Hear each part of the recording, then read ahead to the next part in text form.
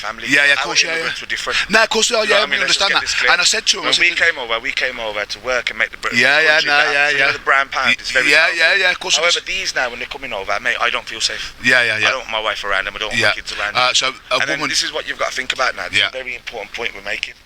Who are bringing these people over? Yeah. Government bringing them over. Why are they bringing them over? This is a very interesting topic now. Think about why they're bringing them over. So these people, whether it's Afghanistan, Iraq, or Syria. So the Afghanistan will bring the Taliban down. So they've traded their own country to come over.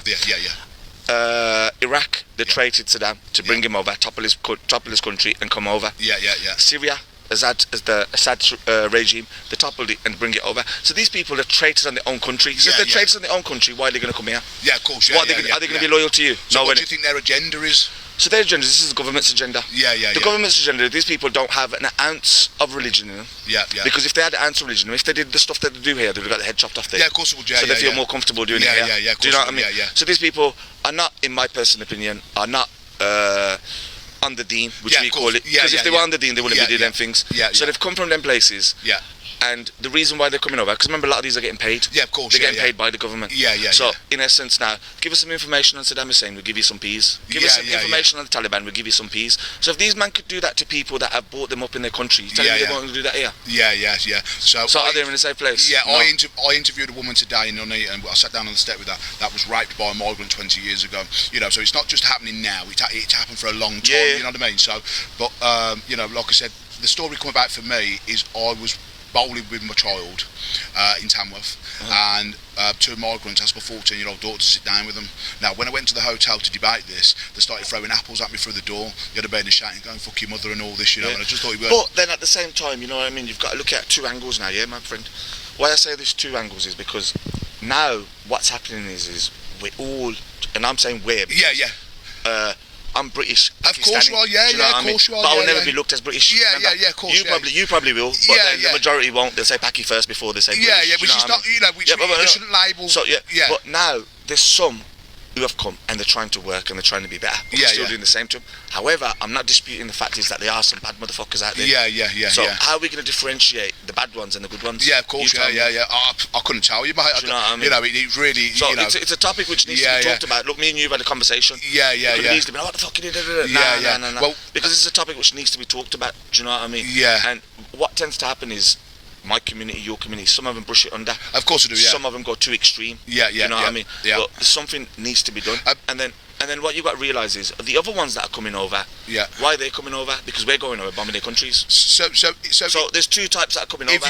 One that's been brought over and one's being forced to come over. Why? Because we're bombing their countries. If you was over there now, let's say. The government and no one else. If you was over there now, let's say, would you flee your country and leave your wife and kids?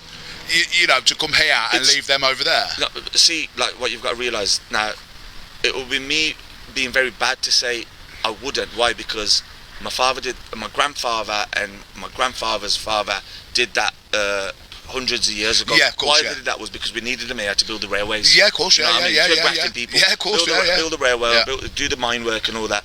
So they did that, and then our family started to come over. But you helped build Britain. You know, so this is the most important thing. So there is a group who have helped build Britain. But the ones that are coming over now, me personally, like I says, I don't feel comfortable around a lot of them, and me being Muslim myself. Do you know what I mean? Why? Because they don't understand the religion. And furthermore, they don't understand the culture. Do you know what I mean? There's a big cultural difference. Yeah, there is massive. And then how are we going to bring the cultural difference together? Are we going to bring it together by the speaking, educating them? Are they going to be willing to do that? Are you willing to do that? Do you know what I mean? Of course. Some are, some ain't. Of course. But you know when how do you educate somebody that doesn't want to listen? Yeah, but this is my point. Some probably will, some probably won't. Do you know what I mean? So if me personally, like I said, if the government are bringing them over, why can't we just do a way where they have to go to somewhere where they have to learn this? Do you know what I mean? Our way of living. For one. So we've got people round. Are you from round this way? Are you? I live around the corner.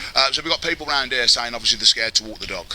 You know, especially lone females. Now, when I come down here, I met a couple the other day that said a dog was stolen and they sold it for £800, and the police had to go to the hotel and they found out what this Springer Spaniel dog was. You know, so don't get me wrong, like saying, you know what I mean. I could look after myself.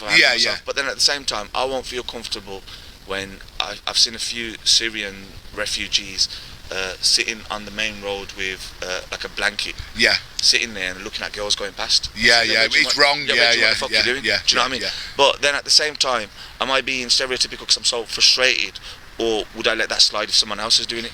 Nah, I don't think. Yeah, so you've got to look at it both angles. Yeah, of course. Yeah, which I understand. Yeah. So it's very important to look at from both sides. That's what I believe. I'm a firm believer. Let's look at it both sides. So it was reported yesterday that some person had to inform an underage girl that there was some males recording her around here yesterday. You know what I mean? But obviously. Yeah, but see, me totally against all that. Do you know what I mean? All my people totally against that. Yeah. But then at the same time, I watched a video which was on TikTok or something the other day, and I think it was up north. And there was a woman, and she was on FaceTime to her mum. She was showing her the park, and then a group of lads had gone to her. The fuck you filming girls? Yeah. But they were actually doing nothing. They were innocent. But